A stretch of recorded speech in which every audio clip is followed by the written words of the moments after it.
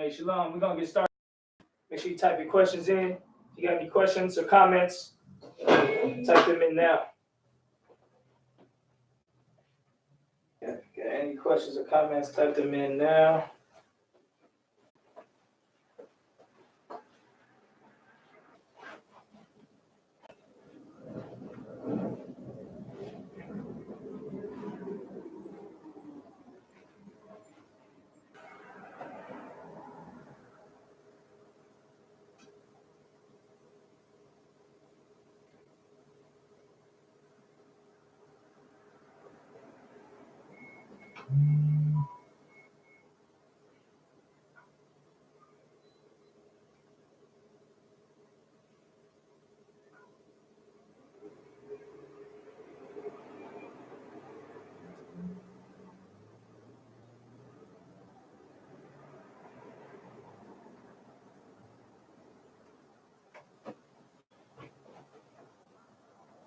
Drinking all out there. Shout out to all them brothers down there, especially brothers, all the brothers really down there, and the sisters down there too. The sisters down there was getting it in, was sisterhood all around. There's a lot of great sisters that was really in there helping out, and it was a beautiful thing to see. All right. So today being a history class, we're gonna go over archaeology. So 100 different archaeological findings and sites that basically into some history, some archaeology. All right, let's get the first one. The Sumerian king list. What? Oh yeah, we in the. That's prophesied in the Bible that we are the rebellious, stiff-necked people that the Most High kept having to punish. You understand? And we want to stop the Lord, to stop all the punishments of the Most High. And that's what we're living in now. We're living in the punishments of the Most High. Okay? Yeah, you had the altars, you sacrificed, you gave in the goodly things that you had for atonement for your sin. But the Most High don't want all the rams in the Black, Hispanic, Native American community. Okay? So, with that, let's get some of this archaeology. Nehemiah 10:31 breakdown. Okay, somebody had a breakdown on Nehemiah 10:31. Yeah, let's get that before we get deep into the archaeology.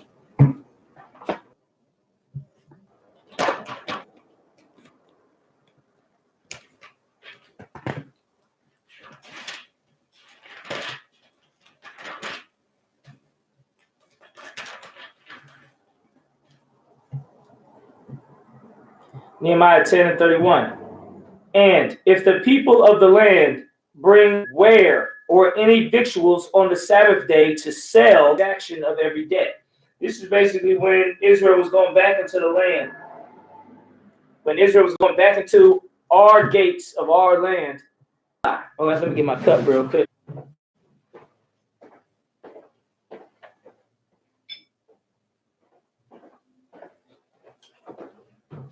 We said this time around we're gonna obey the Most High.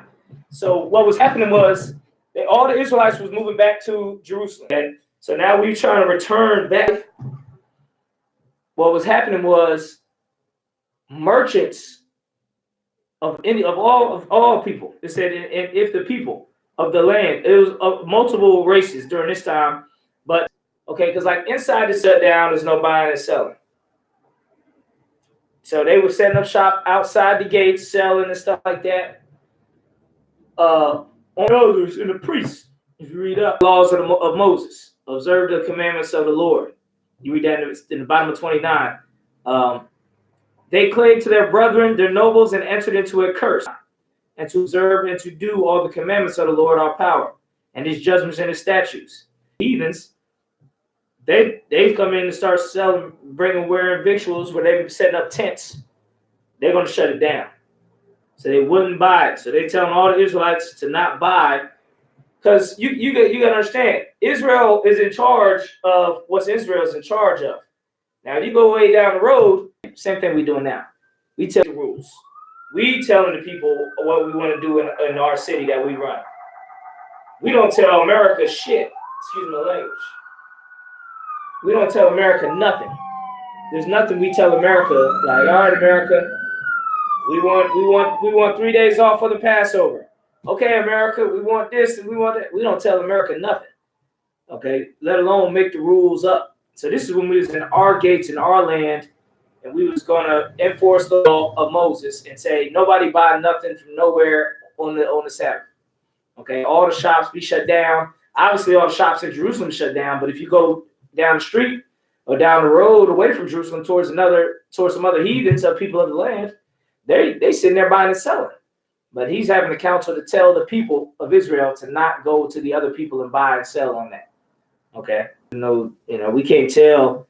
We can try. That's what we do in the U.P.K. We try to, and there's nothing you can really do about it. It's buffering really bad. Bear with it. Okay, I see why. It's chopping up as well. All right, so that breaks that down. That's not talking about don't go buy, in today's time, don't go to the store and diapers, and you're like, well, it's a Sabbath, so she's gonna have to be in shitty and excrement in her. But if you own a business, go ahead and shut your business down on Saturday if you can, if you have the power to do it. All right, proofs for the Bible. Actually, before I get the proofs for the Bible, let me break down the main things I want to break down for this class. Okay, let's start with God being black. Okay, go to Daniel 7 and 9. All right, God being black. It's once you start knowing, when you know the Bible, God. Daniel 10, Daniel 7 and 9.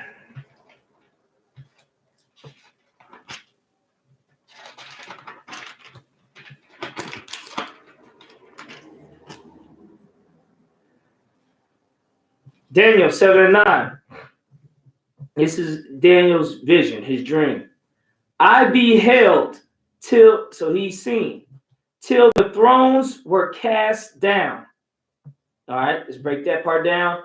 The thrones are the kingships and rulerships on the earth. You had the Persians, the Greeks, the Romans, the Assyrians, Babylonians, the Israelites, all the thrones. He beheld till they were cast down. Okay. And the Ancient of Days did sit. So he's basically having a vision of the end. All right. But while he's at the end, he's looking at the beginning at the same time. Who's the beginning? The Most High. It says the Ancient of Days did sit. What does it mean to be the Ancient of Days? Anybody? Edomite Slayer? What does it mean to be Ancient of Days? The Ancient of Days. In the ancient down. Beheld till the thrones were cast down, and the Ancient of Days did sit.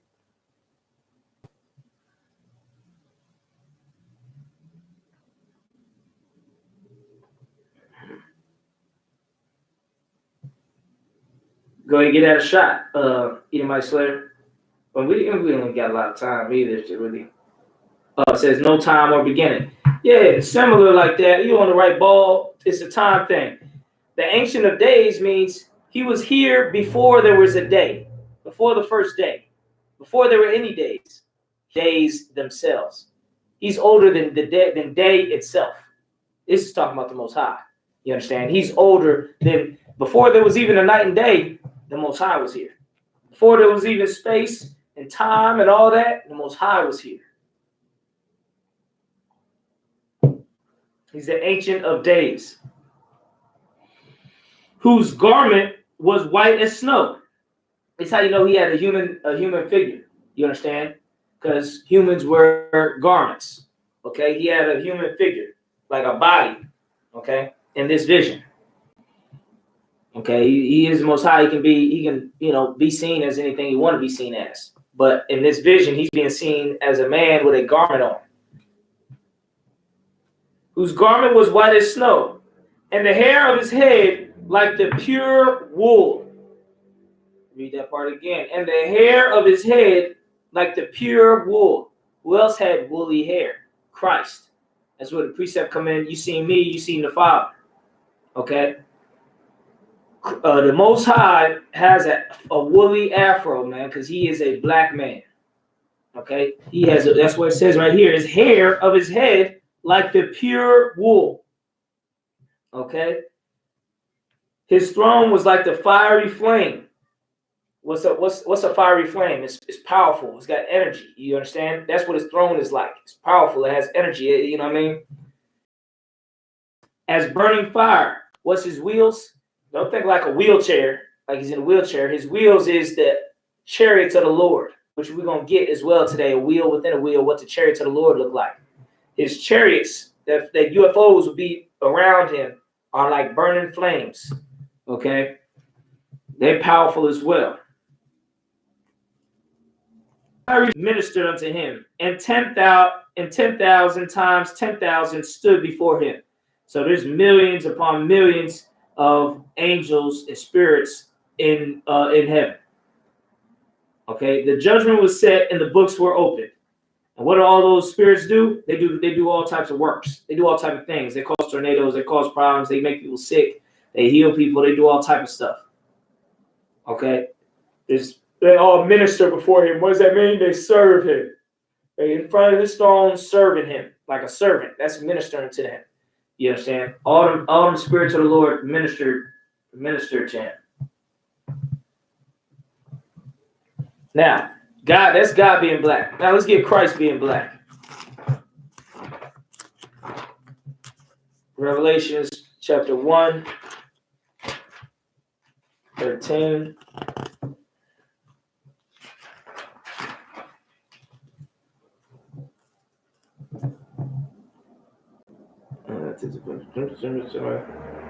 Okay, Revelation 1 and 13. And in the midst of the 7 candlesticks, that's the 7 candlesticks, in the midst of it, like he's sitting in front, like I'm sitting in front of it. One like unto the Son of Man, clothed with a garment down to the foot, just like I got on, a garment down to the foot. So it's a similar situation. What you see here is what he was seeing in the vision. Just instead of seeing me, your brother, he was seeing Christ himself. Girt about the paps with a golden girdle. His head and his hairs were white like wool. There you go again. That wool is a afro. Our black people, our hair is that bushy, woolly hair. Okay, that's black people hair. So is Christ in this vision. As white as snow. And his eyes were as a flame of fire. He wasn't no blonde-haired, blue-eyed devil. This is a scripture to prove it. The whites around his eyes was red. You understand? Like a black man who drink a lot, you see the red of his eyes. A man who's serious and stressed or pressured, and you know what I mean, is real austere, man. You'll see that the blood going around his eyeball, around the whites of his eyes. Okay. And his feet like unto fine brass. His feet were like brass, which is brown. Okay. That's the color of his feet. They were brown, as if they burned in a furnace. Not only brown, if you burn something, it gets charcoaly dark, black. So his feet was very black. And his voice as the sound of many waters. Okay, this is Christ. He wasn't just a brown skinned brother. He was an extra crispy, dark brother. That's what Christ was. With white woolly hair and a white woolly fro. And that's why, and up here it says his head and his hairs, which means his head, the hair on top of his head. And now let's get the angels being black. Ezekiel. There's another good precept about the angels in the Apocrypha. I don't have it off the top right now. Okay, Ezekiel chapter 1.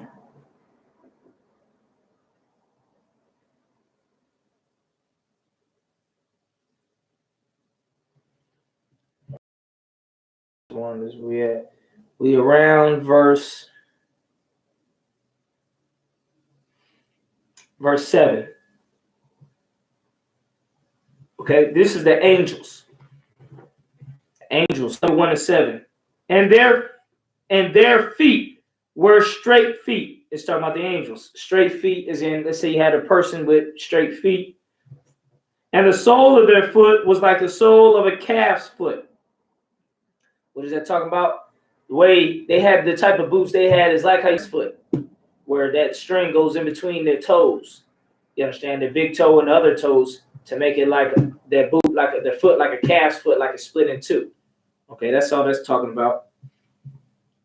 And they sparkled like the color of burnished brass. That's the precept that know they black. They black. Okay, they sparkle like burnished brass. Okay, behind skin, like it shined, and it was like burnished brass. This is how you know the angels are black. Through that scripture right there. Let me see.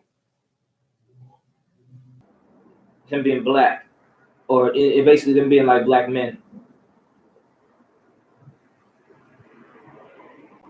Let's see if I can find it real quick. Make sure you share, you hit that like button, you share the class, and all of that.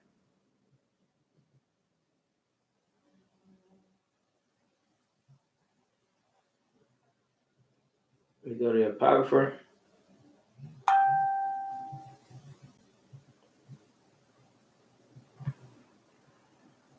Yep. So like I said, man, we can get into it even deeper in some of these things where like the whirlwind or the clouds, that's the chariots. Okay, that's also in Ezekiel chapter 1. The angels and the chariots of the Lord is in Ezekiel chapter 1. All right, let me see if I can find in the Apocrypha the angels. Apocrypha angel. It's in the first or second Maccabees.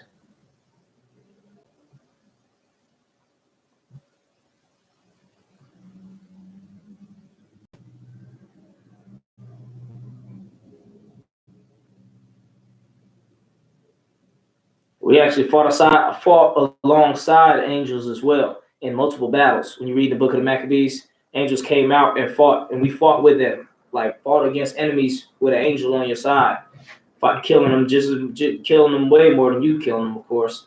But you know, spirits of old souls of deserted soldiers that came out and helped them fight the orgs and the ogres, and helped them defend their castle. And they was riding and fighting and slashing, but they came out like that and would ride through the battle and just killing all our enemies, man.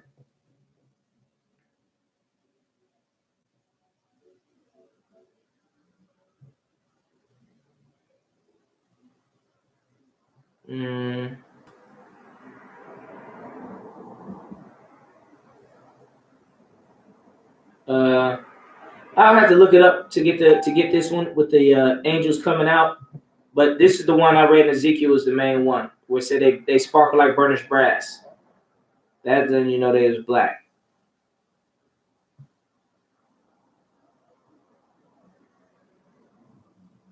I have to get deeper into it to find that one. Now, let's get the chariots of the Lord real quick. I'm gonna have to move the camera around.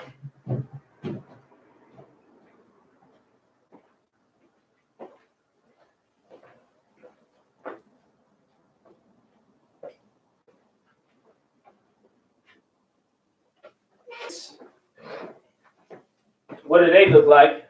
Chariots of the Lord. Let me get the scripture.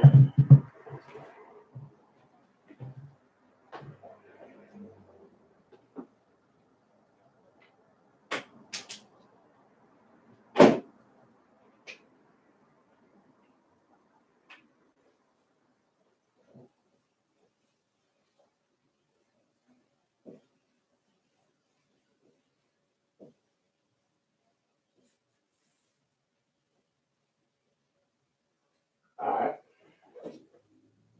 Now, so when you're dealing with the angels in the sky, okay, so you're dealing with a UFO, which is an unidentified flying object.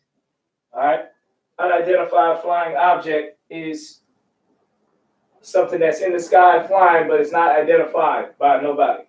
by no kingdom, no country has set it out there.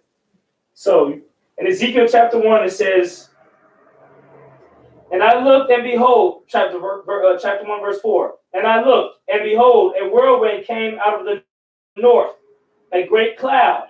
When you see cloud in the scriptures, a lot of times they're talking about a chariot. That's what cloud is, a chariot. And that fire enfolding itself, and brightness was about it, like an Independence Day with a out of the midst of thereof as the color of amber, out of the midst of the fire. So it's that red, it was a reddish fire coming off of it. Also out of the midst thereof came the likeness of 4 living creatures, and this was their appearance. They had the likeness of a man. This is the angels coming out of the chariots. So he's seen the chariots flying, and the angels, 4 living creatures, came out of the chariots. Okay. Then it taught about what they look like, what I just read earlier. Now when you go down to verse 13, verse 14. No, not verse 14. Oh. Verse 15. Let's start verse 15. Now as I beheld the living creatures, behold, one wheel upon the earth by the living creatures, with his 4 faces. One wheel. They're described as a wheel. Okay. The appearance of the wheels and their work was like the color of a beryl, so green. Okay, they had a green hue, a green light to them. And they 4 have one likeness in their appearance and their work. This is what they look like. Was as it were a wheel in the middle of a wheel. Okay, so when you draw a wheel, it's circular. It's also described as a flying roll, which is a roll of bread flying in the sky. So you get a wheel. All right, that's kind of almost like a roll, like a piece of roll, like a piece of bread.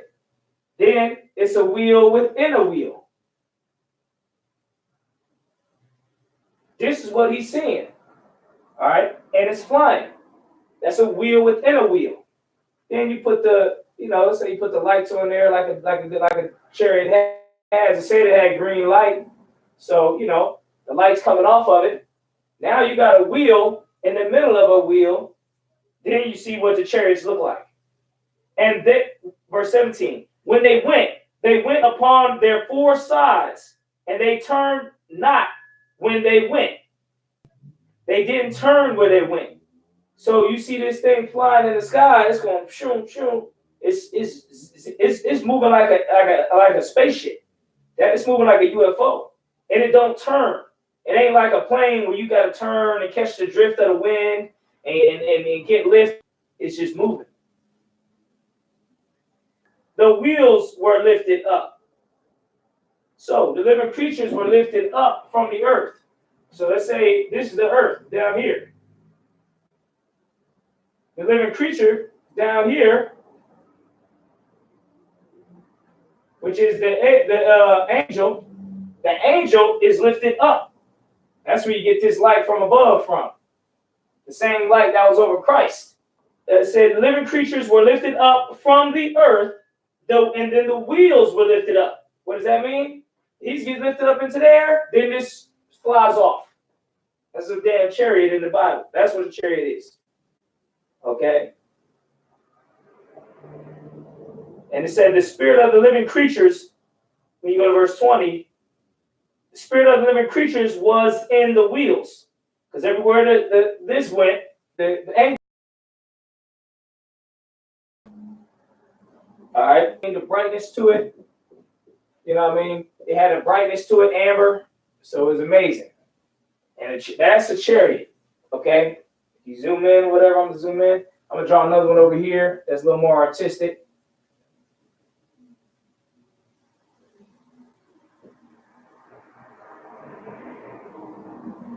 Yeah. So you see you got 2 or 3 of these out here. And you know what I mean? Lifting up the different creatures. Lifting up to the chariot. Okay? That's why you got to read along. Go to Ezekiel, where it says the wheel, the appearance of the likeness was a wheel within a wheel. All right. See if we can zoom in a little bit. So you can see what it looks like. Wheel. So you draw two circles, then you draw the bright light coming off the two circles. You draw it in, it's flying, and it's not turning in the air, and there's a little bit of creatures going into it. You've seen that in every alien movie. Every damn alien. It said when the spirit of the creature went up into the wheel went up. That's what it's talking about. That's the chariot of the Lord. That's a UFO. When he was in the Garden of Gethsemane, that is the cloud that was over Ezekiel when he had this vision. And that's what you're going to see in the end days too. In the end days, we're going to see these chariots destroy, bring destruction on these, and we're going to get on them chariots if you the elect of Israel. If you the elect of Israel, that's why we in this truth. We come to 144,000, we get on them chariots. All right, what they used to call it, the rapture, taking up in these chariots, and the other one going to be left behind. Okay, that's to classroom setting. All right.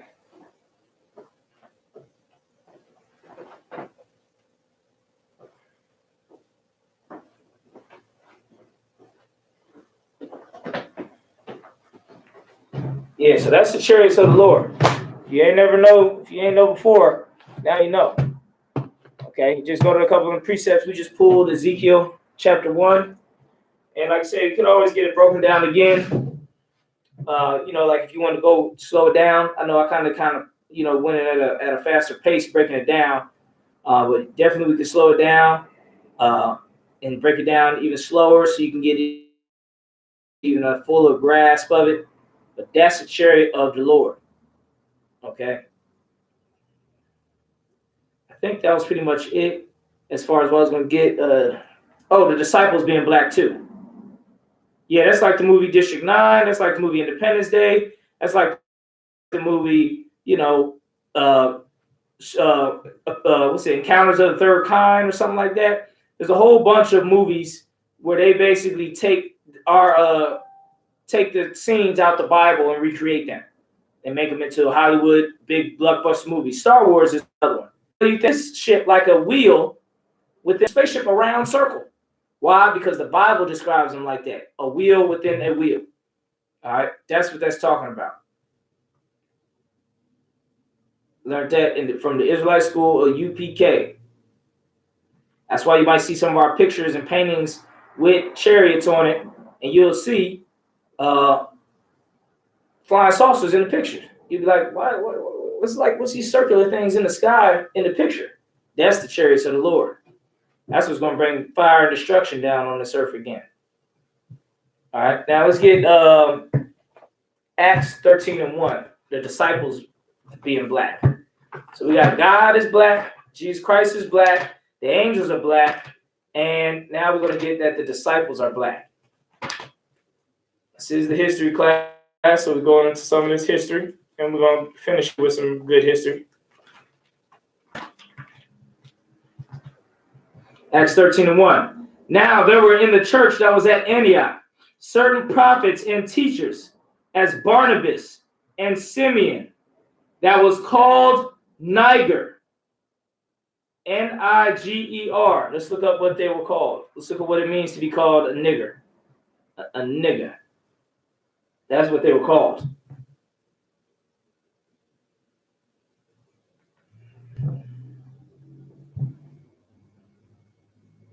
Let's get the definition of Niger.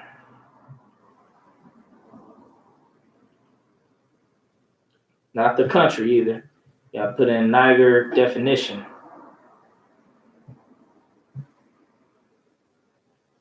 The word originated in the 18th century as an adaptation of the Spanish negro, a descendant of the Latin adjective niger, which means black. It was used derogatorily, and by the mid-20th century, particularly in the United States, its usage by non-African Americans became unambiguously pejorative, a racist insult. They were called niggas in the Bible. It's a racial slur. It comes from the Spanish word negro, which means black. The Latin niger, which means black. That's why you had Pescennius Niger, who was a great Roman black man, Pescennius the Black. Okay, that's where you see, if you see certain people with that type of name or say Niger on their name, that means the black. Okay, like what you got today, Black Dynamite, Crunchy Black, the rapper. You know what I mean? All these black, they put black in their name. That's how Israel was back then. We put Niger in our name, which means black. What they got? The Black Lightning. You know what I mean? The Black Panther. All right. It just put black into it, let you know it's talking about blacks, Hispanics, and Native Americans, the children of Israel, black people.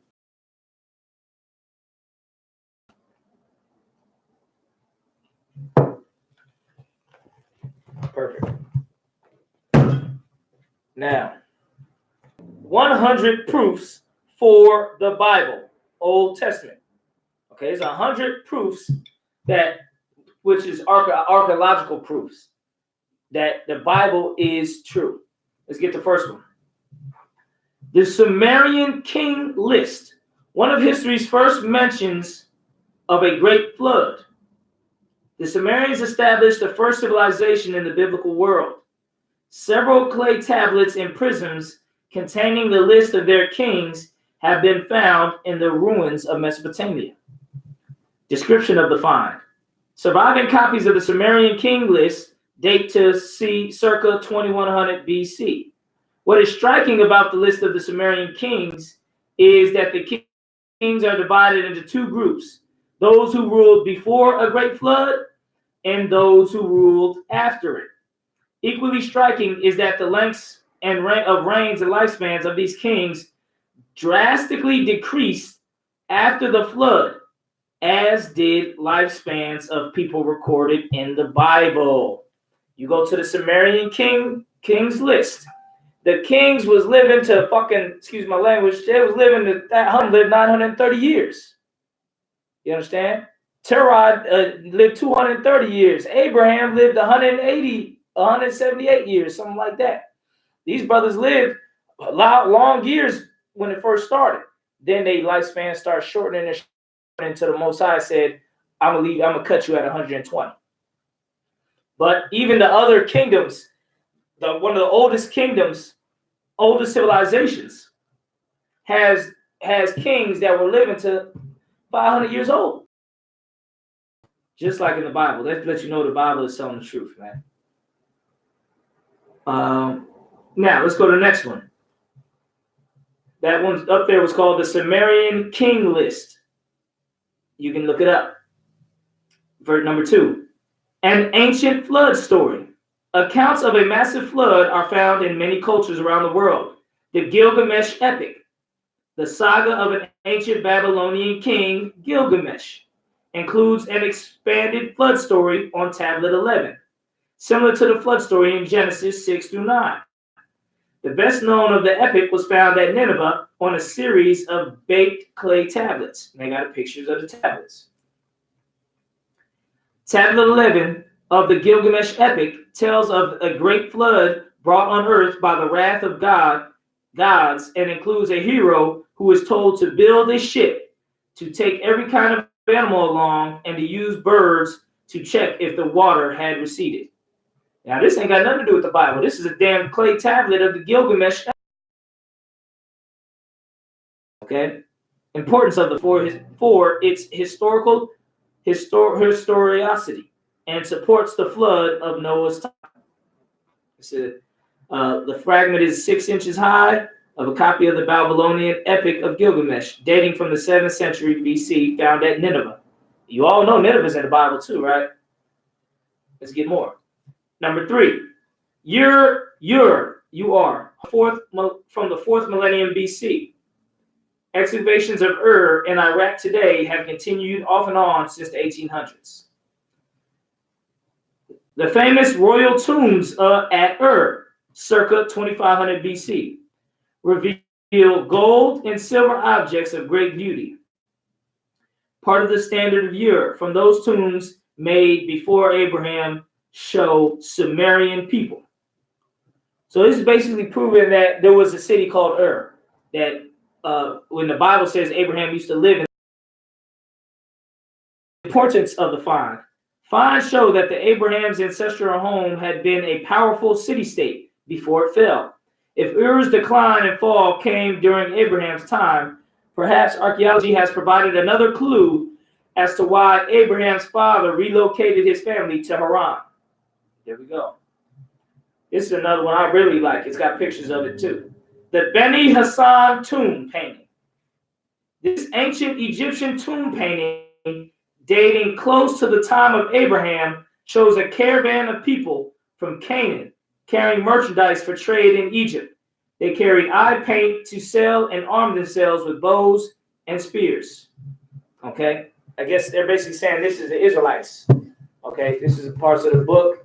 You can come into class in the school to see it up close in person, to see it, see the archaeological pictures and stuff like that in person. But I'm reading from the Rose Book of Bible Charts, Maps, and Timeline, BC. This tomb painting with words and pictures on it shows how Old Testament people from the time of Abraham and Sarah looked, how they dressed. P.S. They're black. You look at the old painting over there, it said, and they black. I'm looking at the painting. You can't tell me the white man ain't the devil, the oppressor. From the time of Abraham and Sarah, how they dressed, their hairstyles, and even musical instrument of the day, a lyre, which is a guitar. All right, that's good. I'll move on. The Law Code of Hammurabi.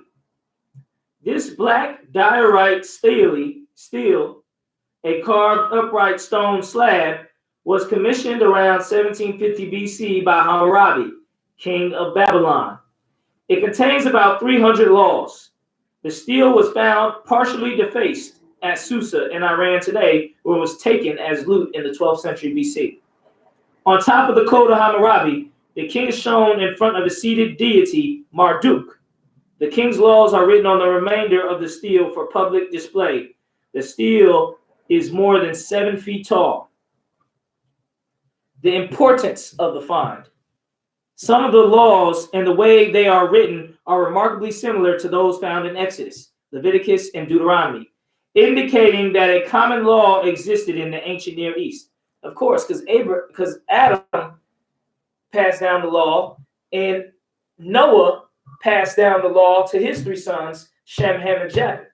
And when other kingdoms came out of those 3 sons, they had this resemblance of the law. Okay, the law was always there. Ever since Adam. That's why the stone slab, the stele Law Code of Hammurabi got some of the same laws. For example, lex talionis, an eye for an eye, is found in both the Law Code of Hammurabi and in Exodus 21:24. Unlike Hammurabi's law, the biblical law is between God and his people. But it was always, that law was given before Moses even brought it out. You understand? It was just like set in stone during Moses' time.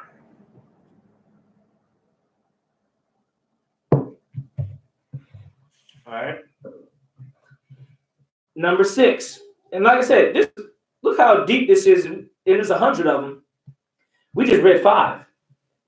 So for somebody to say the Bible is a book of fairy tales and the Bible is a book of, why does all this archaeology match up with the fairy tales? Leaving Canaan, going into Egypt, which is what the Bible said we did. The city that Abraham lived in. The archaeology, this is from archaeologists. This is not me. I didn't go dig this stuff out of the dirt. I ain't got to go. Accurate as hell. The Bible is the most accurate history book to ever be printed. Number 6, Bog Haski Hittite capital. The Hittites. I know a lot of people heard about the Hittites, but you don't know nothing about the Hittites. They're spoken of in the scriptures. And this is talking about the Hittites are real people. They had a large capital. Hold on one sec. Charge my phone.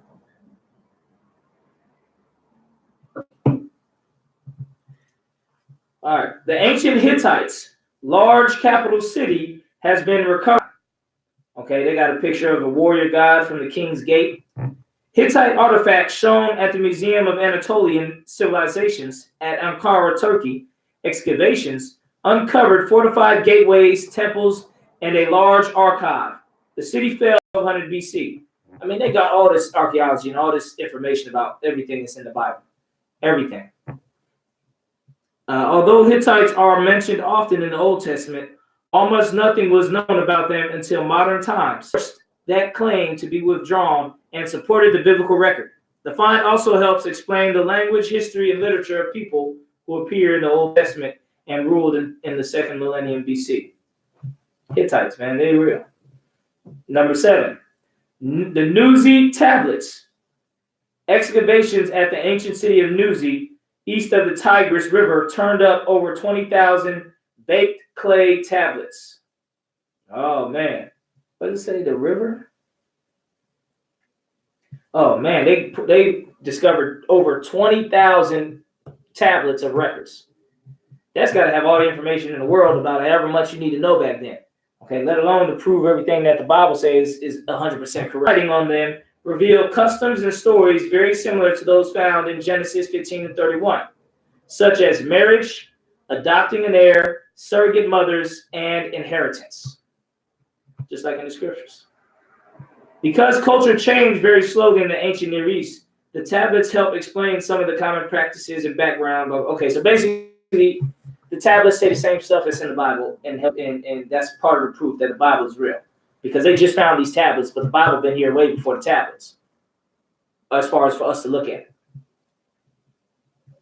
Haran, home of the patriarchs. A village of Haran exists in Turkey today and has been found to stand atop the ancient one from the Old Testament period. Also, grandfather, Serug and Nahor, as mentioned in Genesis. Haran was the father of Lot. What's the importance of this? The cities of Ur and Haran both had the moon god as their main deity. Terah, father of Abraham, worshipped other gods and moved his family from Ur in southern Mesopotamia to Haran in the North Gate. All right.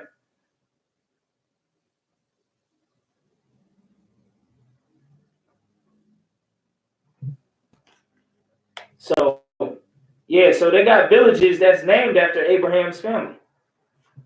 Nahor and Haran and Serug. So this village is named after the met people in the Bible to this over there.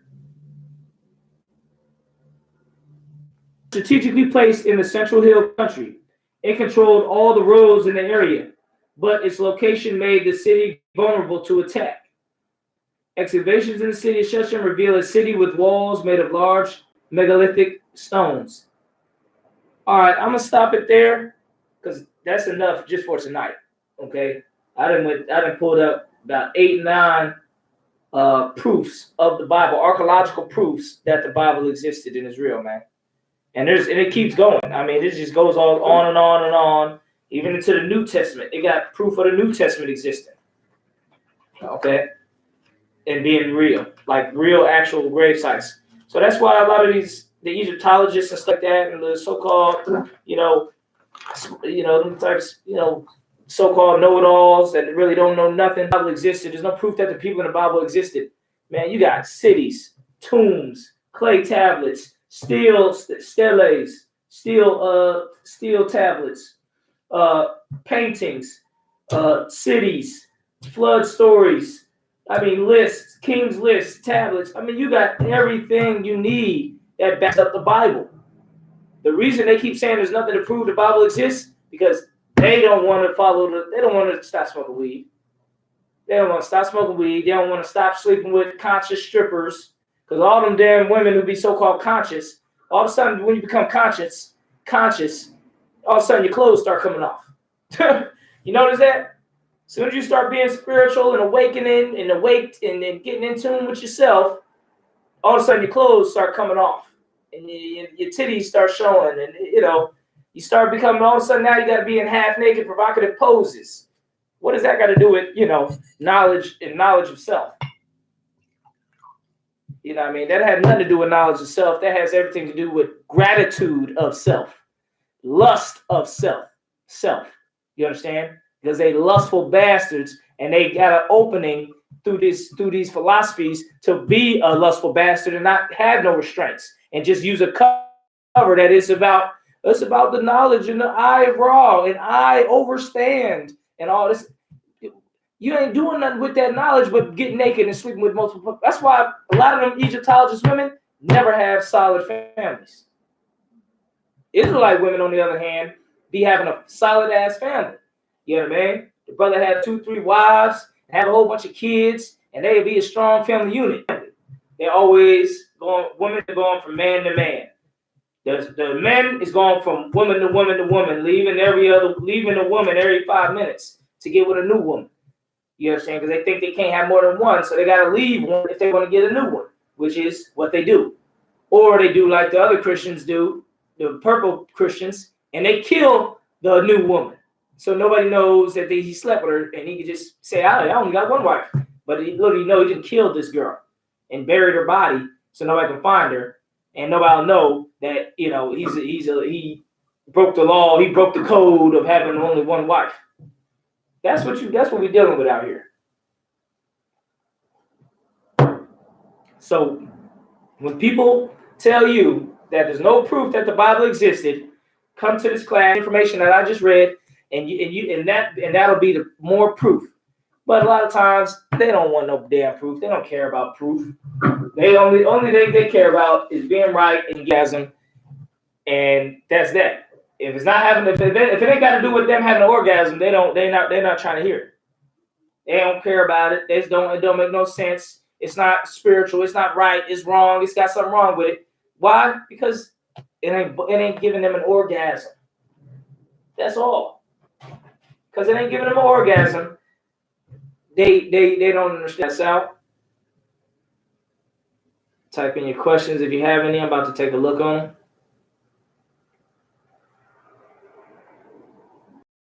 This book is called, hold on one second. Does only the 144,000 go into chariots, or do the women and children go too? The women and children go too that are with the 144,000. All right, the 144,000 ain't the ones that only going on chariots. There's going to be more than just 144,000 that going to be in the wilderness and get on chariots. The 144,000 is the 666. All right, there's 666 seats of the white man to rule all the kingdom that he has. You add them all up, the United Nations seats of his certain ones, certain seats of the kingdoms. There's 666. All right. Ours is 144,000, which is 12,000 from each tribe. That's how we're going to rule. Okay, there's going to be 12,000 rulers for each tribe, and we're trying to get that seat. The men and women, the women and children, are not going to be the 144,000. That's for the men. All right, the women are going to be with us, but not be a part of the 144,000, the rulership. Let's see what other question you got. What source is that? This is called The Rose of Bible Charts, Maps, and Timelines. And it's got a lot of good stuff in it. If you're into history, certain brothers in the school, the Bar Mav, Camp Soccer War, Camp Kahantham Yah, pretty much all the brothers, General Q, almost all the brothers really are great historians, and can tell you a ton of history about all types of everything on the damn earth. But definitely, this is a good book that has a lot of heavy things. Like a lot of this stuff, Captain Tazariak already brought out. You know what I mean? When he was battling the Egyptologists about, they want to know, where's the bodies? Where's the tombs? Where's the pyramids of them at? Everybody ain't goddamn building no damn pyramid all the damn time. Everybody wasn't putting no goddamn mummies and stuff. Everybody wasn't into that damn mummy stuff.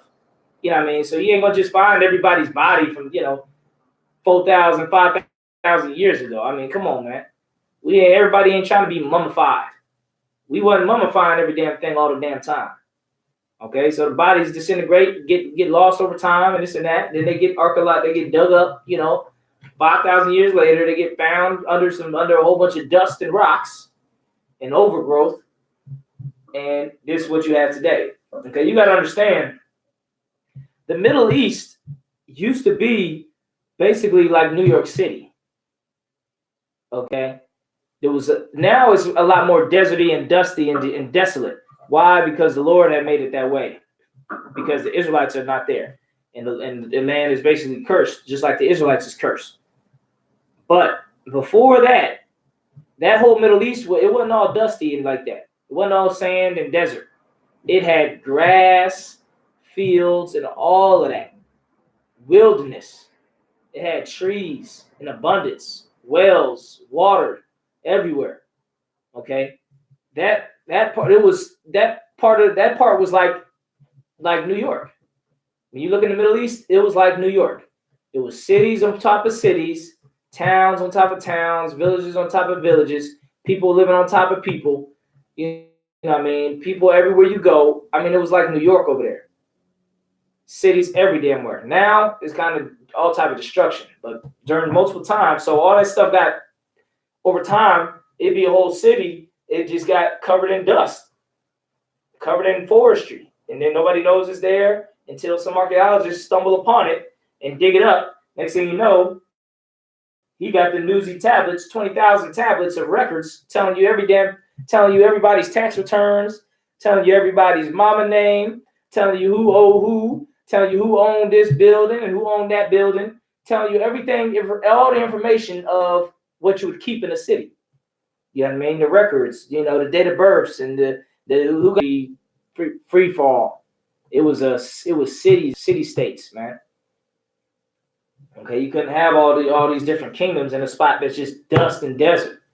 All right, now it's dust and desert, but soon they'll go back to how it was. And guess what? When our burnt up over here, so you're going to see, just like Sodom and Gomorrah is uninhabitable, damn near uninhabitable, and is all destroyed and dusted and in ruins. America is going to be like to the other side of the world. You understand? We're going to mainly be back over there in our land, Jerusalem. America is going to be like the desert is, like Saudi Arabia is. That's how New York going to be. Okay, and Saudi Arabia going to be like New York.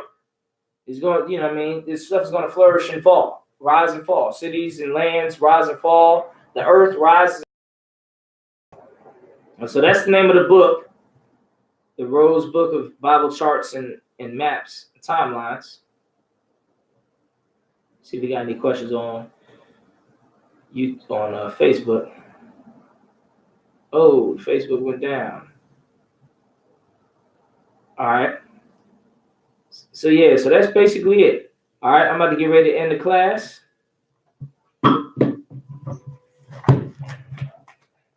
Definitely a good book. One for the bookshelf. Glad I bought it. It was definitely a good purchase. It was definitely worth the $25 to buy that damn book from some gas station in Arkansas, some damn where. That type of stuff is rare to find, but when you find it, scoop it up, soak it up, get the okay. You'll be grateful for it later. You know what I mean? If you want to be serious and heavy in this truth and speak up and teach this truth, all you young troopers and officers out there. Rule for new brother and sister. When a new brother or sister comes into the school, they are off limits for 6 months. They are to be saluted only. They are here to shed themselves of the world. If they need transportation, the teacher will arrange it. After 6 months, if our brother or sister has an interest in a particular person, he or she must get permission from the head to speak to your brother or sister. There's another 6 months in which your brother and sister will court each other. After this 6-month period, the brother and sister will get permission from the head to marry. Tithes, which is a commandment. Numbers 18:21, Malachi 3:8-10. Means tenth in the Hebrew, ma'ashra, 10% of every penny of any increase the Lord gives you. Give to Treasury Department or teacher. Priest fund, free will offering for priests. Not mandatory. Whatsoever amount you would like. Upcoming holy convocations.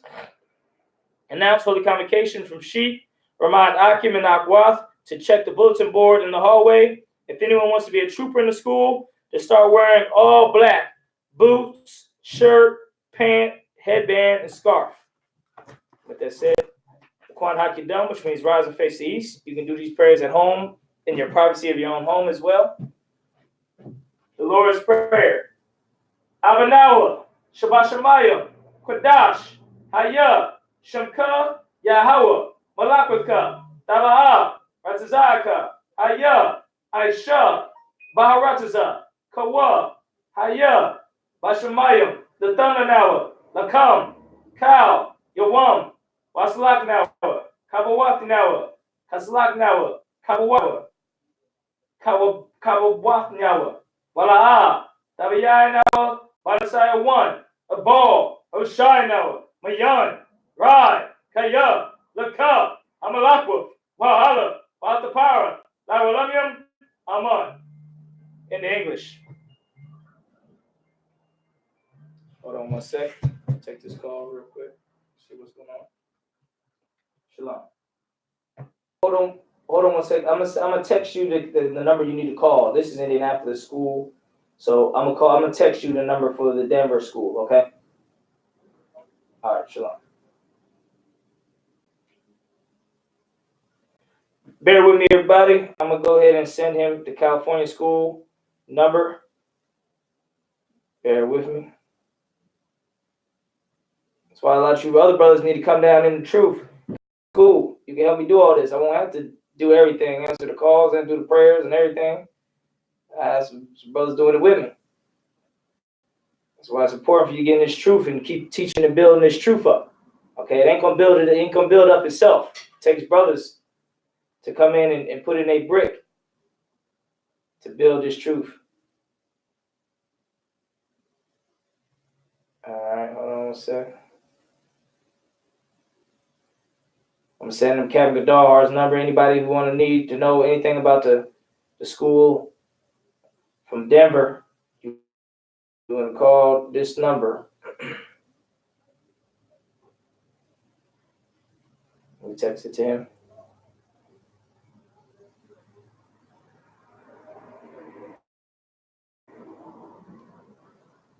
You want to call this number 1-619-259-1083. 1-619-259-1083. That's the number for the Cali or the West Coast. Trying to get down with the truth.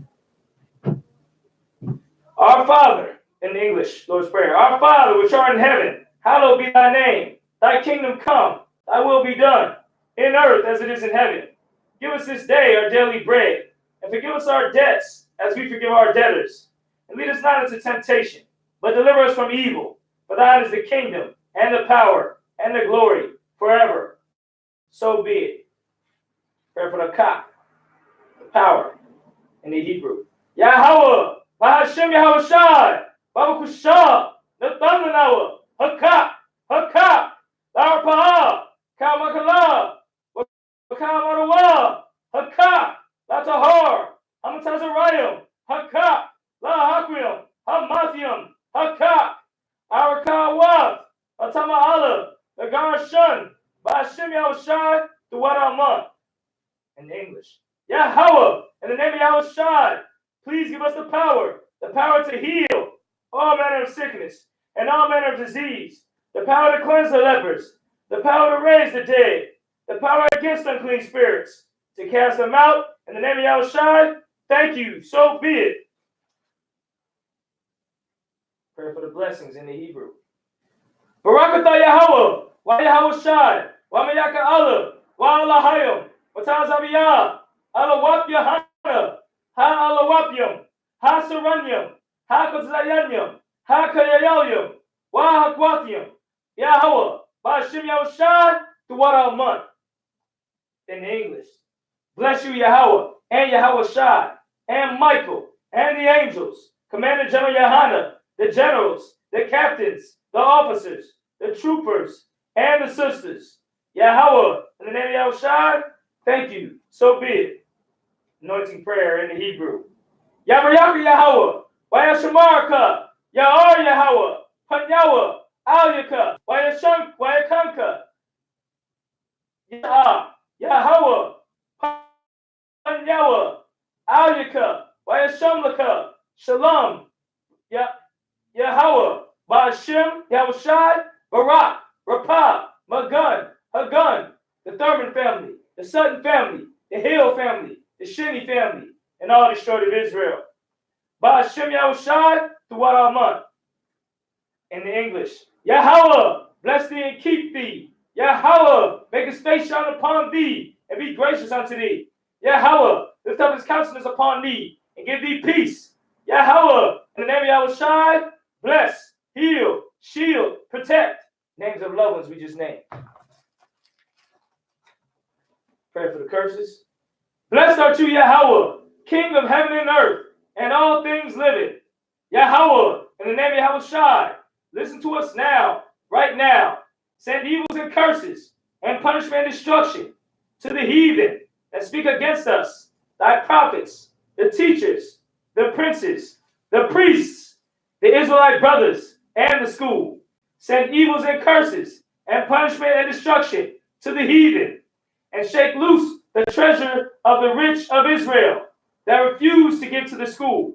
Force their riches to enter into thy sanctuary. Send evils and curses and punishment and destruction to the Edomites and the nations and their drug dealers, the court system, the prison system, Planned Parenthood, all the governments of our enemies, Amalek synagogues and armies, Roman Catholic Church, the Pope, Islam, Christianity, Egyptology, militia, Ku Klux Klan, Aryan Nation, skinheads, Posse Comitatus, the gay movement, the lesbian movement, spies, workers programs, Army, Navy, Air Force, Marines, Wall Street. Open up the internet to the spirit of any of thy people that seek to stop us and bring swift destruction to all the heathen that stand in the way or try to stop us from broadcasting your words throughout the. Let the plagues shake the house of the thief and the murderer. Let Yahushai, Michael and Gabriel come down with the flying saucers and punish all the heathens that come up against us as we speak thy word. Cause it to be known by all that it is the angels that have done it. Cause it to be spread through the media throughout the whole world. Men of Israel, courtesy salute. Ahmad Shabbat. Ahmad Barak. Yahweh Ba'ashem Yahushai Barak Thumb. Jazmatah. Courtesy salute for the sisters. Ahmad Shabbat. Ahmad Barak. Yahweh Shamar Al-Thab Ba'ashem Yahushai. Jazmatah. Cast dismissed.